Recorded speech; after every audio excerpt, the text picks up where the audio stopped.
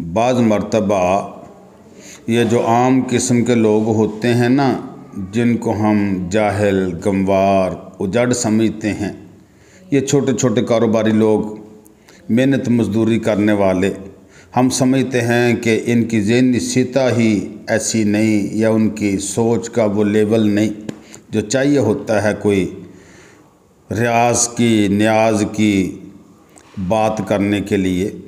लेकिन कई लोग ऐसे होते हैं कि उनकी सोच के अंदर बड़ी गहराई होती है।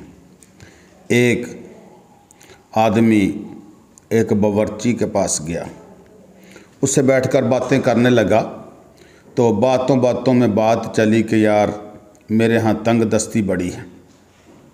वो अपना बावर्ची जो है ना, वो अपना प्याज वगैरह काट रहा था, लहसुन, थोम, मिर्च वगैरह। तो वो अपनी बातों में काम करता रहा, ये बातें करता रहा।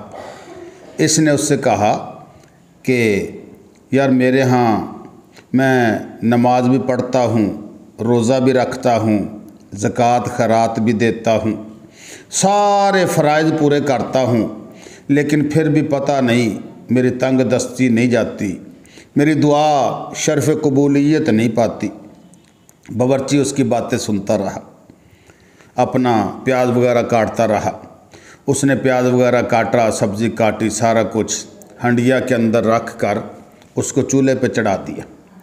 तो उससे कहने लगा कि ज़रा तवज्जो करो, मैंने ये कितना कुछ किया है, प्याज काटा है, थूम काटा है, हरी मिर्च भी इसमें डाली है, सब्ज़ी भी काटी है, सारा कुछ हंडिया के अंदर रख कर मैंने चूल्हे पे चढ़ा दी है। क्या ये हंडिया पक गई? वो कहने लगा नहीं। कहने लगा क्यों नहीं पकी? कहने लगा इसलिए कि इसके नीचे तूने आग नहीं जलाई। तो वो बावर्ची बड़ी काम की बात करने लगा, कहने लगा कि बस मैं तुम्हें यही समझाना चाहता हूँ कि जैसे मैंने सब्ज़ी, प्याज सारा कुछ काटा है, लेकिन आग नहीं जलाई, हंडिया नहीं पकी, तो इसी तरीके से भाई तूने नमाज पढ़ी है, रोज़ा रखा है, हज किया है, ज़कात अदा की है, खैरात और सदका भी दिया है, लेकिन जब तक तुम अपने वजूद को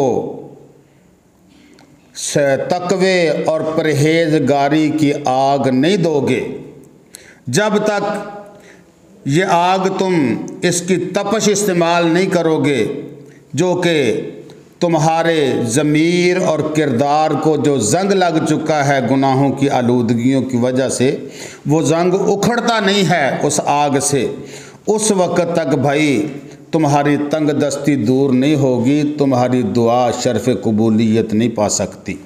जिस तरह जहाँ मेरी हंडिया पकाने के लिए आग का होना ज़रूरी है, तुम्हारे दुआ की कबूलियत के लिए, अल्लाह के सामने को मर्तबा और मकाम पाने के लिए तकवे और परहेजगारी की आग दो, और अपने किरदार के ऊपर जो आलूदगियां हैं, जंग लगा, उसको साफ़ करो। फिर देखना कि कैसी हंडिया पकती है तुम्हारी भी, जैसी मेरी पक रही है।